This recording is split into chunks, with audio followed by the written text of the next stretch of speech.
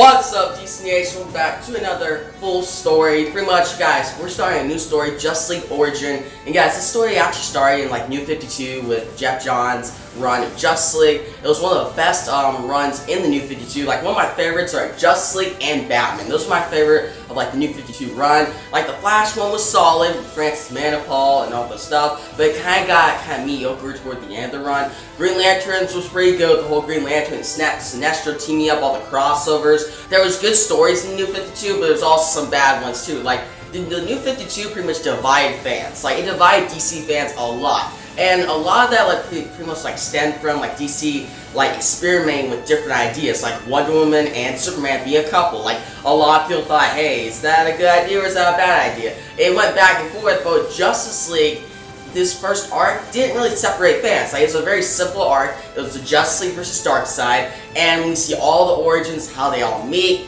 and the whole idea is pretty much heroes have been around for 5 years, and society doesn't like them. Like, society's going after Batman, Batman just sprung up, people are going after Green Lantern, he just sprung up, Flash has been known for a little bit, Superman's just an alien that everybody fears, and Cyborg is just starting out. Like, he's not even Cyborg at the beginning of the storyline. And then Wonder Woman is just going around with Steve Trevor and checking out the world. That's what's happening. Aquaman, he's in Atlantis. He's not even checking out the world until this big like invasion of Darkseid happens. So there's some stuff that happens in the storyline that's very important, but it's more the art of Jim Lee and all the action in the storyline that makes it so great. And that's what I'm going to explain to you guys today and review it. I'm going to start out with issue number 1 and then we'll go from there. But guys, if you like the video, give a big thumbs up, new to the channel, make sure to subscribe and hit the notification bell so you don't miss out on my next Justice League Origin video. We're going to go over all 6 issues, then I'll do like the full story, put it all together like I do on this channel, and then maybe you guys like this story so much, I may go into maybe Trinity War or Darkseid War, whichever you guys pick.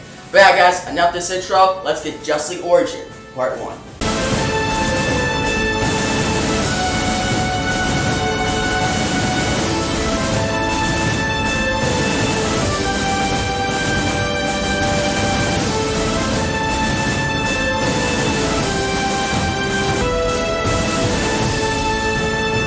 Now guys, I got the whole like deluxe edition, so this has all 6 issues. So I do have like the single issue of issue number 1, 3, and 5, but not the single issue of number 2, 4, and 6. So I decided, you know what, I'll just get the deluxe edition and read from that. But first off, for this first cover, we got a dope one. Like, look at that, guys. This is actually one of my favorite covers because it just shows all the Justice League. It's drawn so well by Jim Lee. And I remember when they released the cover for the first issue of Justice League, way back. Like, it was actually when I was getting into comics. Like, this was one of the things that got me into comics. And you're probably like, wait, so you got into New 52 first? No. Like, technically I got into New 52 first. Like, I started out with those comics. But then I read, like, pre-New 52, checked out, like, Batman Nightfall, these older stories, and you start to appreciate it more. Because I know, like, when I was reading New 52, a lot of people were like, hey, if you just jump in, yeah, you'll love it, but if you're a fan of DC for a long time, you'll be like, okay, why'd they take out all this continuity? So I was like, okay, I want to figure out what this is, so I checked out older stories. But for now, guys, with this cover, it's really cool because you see Superman at the top, you see Wonder Woman, you see Aquaman, you see Green Lantern, Batman, Flash, and Cyborg. It's just one of the best Justice League images. And guys, as I said, it's written by Geoff Johns and the art is by Jim Lee. Now, we first start off and we see Batman being chased, alright? So we see all these different cops, they're trying to take him down, and they have snipers, and they're like, okay, we have Batman in our sight. And we see Batman right on rooftops, and he's chasing after this parademon. So this parademon, guys, is pretty much from Apocalypse. We'll find out more about that as we go along with the storyline. But Batman, he looks cool and he jumps, guys. We see him jump and all these like shots get fired at him at this like rooftop. And it's actually a dope double page splash page right here. Looks really cool. And you see like all these helicopters, like he's in a bad situation. And as we continue, we see him like pretty much going after this parademon, and he shoots like his batarang to get a hold of it, and it catches it by the leg. And this parademon talks in like weird ways, and Batman can't understand it. But the parademon gets shot by the batarang. Well, it's not like a batarang, but it's like a grappling hook, and it gets around the parademon. Batman pretty much jumps, flies by, and he gets on top of the parademon for once. Like, he's like, I got you. And Batman's like, what were you doing at the docks? Like, what is this? Like, he's trying to understand what these parademons are doing because he's never seen these like species before on Earth. Then the parademon then blasts Batman. He goes flying, guys, and he gets punched in the face. Like, it's a wicked punch, guys. And then when he's about to get like killed or beat the crap out by this parademon, that's when Green Lantern shows up. And he pretty much makes a construct and hits the parademon with a bus. Looks pretty cool, guys. Gets hit by a bus. Yeah, it's like a tank and stuff. Hits the parademon. Batman just falls off the roof with all this chaos. But that's when Green Lantern's above him. He's like, Batman, you're real? He's actually surprised. He didn't know that Batman is real. This is the first time Green Lantern and Batman are meeting, so it's a big deal. But Batman's like, and you're too damn bright. Because guys, think about it. But you're Batman. You're being chased by all these helicopters, all these like different police and all these different people, and you get away, right? The helicopters are searching for you, but then Green Lantern shows up, he saves you, like that's nice, but then he's super bright, so now you just gave away your location, all these people can go after you even more. But that's when the helicopters start going after it. Green Lantern blocks them with his constructs. And the police pretty much say, Green Lantern, Batman, put your hands behind your head. And Green Lantern's like, put my hands behind my head to get shot? He's like, I'm not doing that. And Batman's like, welcome to Gotham City. And he's like, I heard about your whole like chaos at the Air Force and stuff. Green Lantern's like, yeah, they don't really like us. Pretty much just paint the picture that mankind and everyone on Earth do not like the heroes. They don't like Green Lantern, they don't like Batman, they don't like Superman, they don't like any of these heroes because they think they're a threat. But we'll learn that they're not as we continue the story. Now, as we continue, Batman's like, the world's afraid of us, and Green Lantern's like, you say it like it's a good thing, and Batman's like, it's necessary. Like, Green Lantern's like, no, we want them to like us so we can help them out. But Batman's like, no, if they're afraid of us, then they'll stay out of the situations that we're in so we can take care of business. Now, the parademon then shows up again, he's even more powerful, he starts blasting them, he like takes down a whole freaking helicopter, the helicopter goes crashing, and Green Lantern's like, I got this, Batman, don't worry. And then this parademon starts going through the city, all these people are getting like beat the crap out of these people, are like running, they're afraid, and Green Lantern's like, what is that, a transformer? He's like, what's happening? And Batman's like, take your flashlight and go home, like this is my city, I can take care of my stuff. And Green Lantern's like, no, this entire space sector is mine. Like, guys, I actually know Green Lanterns, by the Green Lantern Corps, they get a whole space sector. So, Green Lantern, this is his. Earth and all these, like, places around this universe is his space sector to pretty much protect. And Batman's like, wait, so why are you on this world? And Green Lantern's like, I'm serious. Like, I was alerted by the Green Lantern Corps of, like, pretty much a species here showing up, like an invasion that's coming. And Batman's like, I can kind of see that. And they pretty much go down a sewer, they're searching for this parademon, and Green Lantern's like, note to self, Batman, Green Lantern can handle anything. And he's pretty much being cocky, which that's Hal Jordan, he is cocky.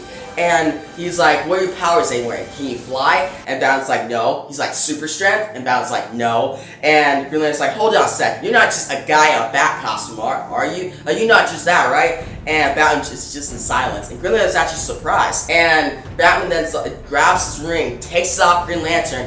Green Lantern's like, what are you doing? He's like, how the hell did you get that off? And Batman's like, I don't see any buttons, so I'm guessing it works off of concentration.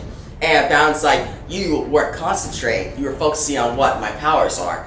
And then Green Lantern takes the ring back, and he's like, so you're just a guy in a bat costume, you can't do anything. And that's when they pretty much are interrupted the conversation by the parademon. They pretty much see it from afar. And guys, before we go into the fight with the parademon, so pretty much Batman, yeah, he doesn't have powers, which that really emphasizes that with his conversation with Green Lantern, and that's fine, because Batman has skills, he has prep time, he's pretty much really good at taking down superheroes, and that's what he's known for. Where Green Lantern, he deals with concentration, he has willpower, he has these powers to pretty much use, make constructs, take down a lot of things, take down villains by his concentration, his willpower of the mind. Now, as we continue, Green Lantern's like, oh, I thought you were looking for something else. And Batman's like, no, that is the parademon. That's what he was looking at. He wasn't looking at Green Lantern. And Green Lantern then goes to attack this parademon being dumb. He goes to attack it. Batman's like, Lantern, wait. And that's when this parademon then blows up. It blows up right in front of them. And Green Lantern barely saves him. He pretty much makes a construct to protect him in this like box. And Green Lantern's like, Darkseid, what is that? That's what the parademon said before it died. So, Darkseid's involved in this. It's getting right up in the first issue. And Green Lantern's like, it sounded like a death cry. Do you know what that is? And Batman's like, it's trying to pretty much invade this whole place, these parademons. Like, Batman doesn't say parademons, but it's like these species. We don't know what they are, but we gotta figure this out. And then we see this mother box. And it's a father box. And these different things are pretty much like transport to Apocalypse. And guys, Apocalypse is where Darkseid lives. And the way to get there is not just a flyby. Like, you can't just make it to Apocalypse just by flying or taking a spaceship there. It doesn't work that way. Apocalypse is outside of the space sector, so you have to use a mother box or a father box to get there. Mother box is the most like known ones, and that's actually contributes to Cyborg's origin story soon.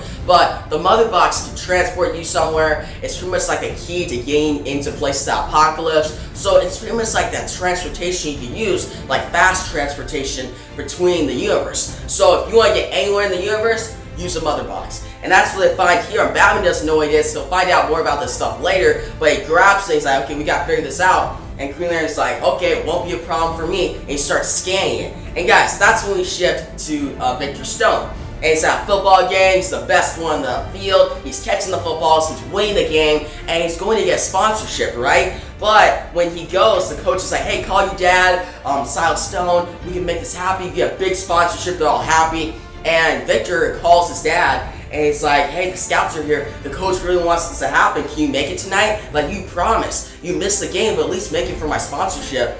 And Silas is like, oh no, I can't make it, I'm sorry, son.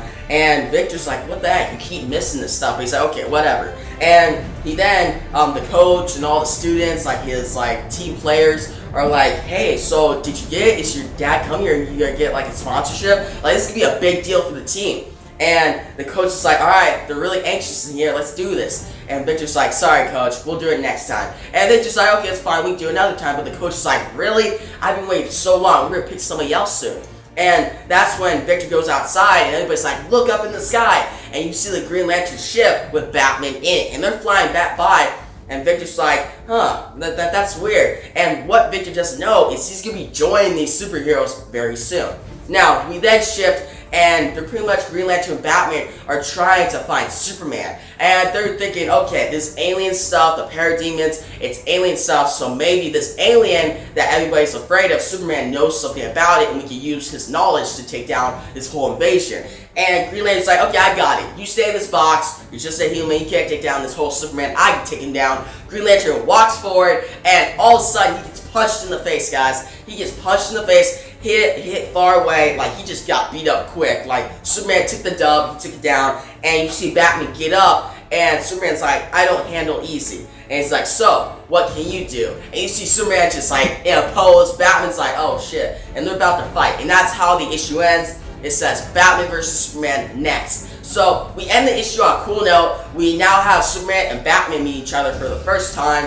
So this whole storyline, the first like half of it is just gonna be all the heroes meet each other. We'll see Wonder Woman get into play, we'll see Aquaman get into play, we'll see the origins of Cyborg, and then like the second half will be Justice League versus the Dark Side, and finally forming the team of the Justice League. So yeah guys, that was the first issue, pretty simple. And guys, with the explain part of this video out of the way, let's get to my review of Justice League Origin, Part 1. Now guys, overall this issue, it was solid. It wasn't anything like groundbreaking. Like all we saw was Batman and Green Lantern meet each other. We see the parademons, they get into play. We see Superman show up. And Superman was pretty cool. I like that at the end. It'll get really interesting in issue 2 with the whole Superman and Batman fight. Like that's the Batman v Superman that we want to see, not what we got in the movie. But guys, right here, so far, like what's really driving the storyline is Jim Lee's art. Guys, Jim Lee like kills it in this book. Like that ending image of Superman is so cool. The cover is great. The double page splash page of Batman jumping as getting shot by the helicopters. It's just amazing. Like guys, when everybody heard about Geoff Johns and Jim Lee on a book, like awesome, we're gonna get like superb writing and superb art. Where with this issue, it wasn't like superb writing. Like it was solid. Like it was good writing by Geoff Johns. But it wasn't anything like, oh, we remember Geoff Johns because of this. It was more like, alright, solid writing, but the art is the thing that's carrying this issue. So overall, I'm going to give this issue an 8.5 out of 10. I do recommend it. It's the start of this like origin story of the Justice League. And it's pretty much just fun. It's cool seeing Green Lantern and Batman meet for the first time. Batman and Superman meet, and the jokes about Green Lantern finding out that Batman has no powers. He's a guy with prep time, like that's cool. And also the Cyborg stuff is interesting too. Like, it doesn't like show a lot in the first issue, but it gets more developed and more interesting as we go. So yeah guys, I do recommend it, and in the comment section below, tell me what you thought about this issue. Did you love it? Did you hate it? What do you think about the whole Justice League New 52 run? Do you really like that run? Like, I like it a lot. Like, I know like there's certain storylines like Training War, I wasn't a big fan of that. Forever Evil is great. Justice League Dark Side, where like most of the run is some of the best Justice League stuff you see of all time, I think. But I'd like to know you guys' thoughts in the comments section below, and what you think about this whole like first arc of the big run. And guys, like the video, give a big thumbs up, new to the channel, make sure to subscribe, and hit the notification bell so you don't miss out on my next Justice League Origin video. You won't miss out, it's gonna be Batman vs Superman, it's gonna be dope. But yeah guys, stay safe, and peace out.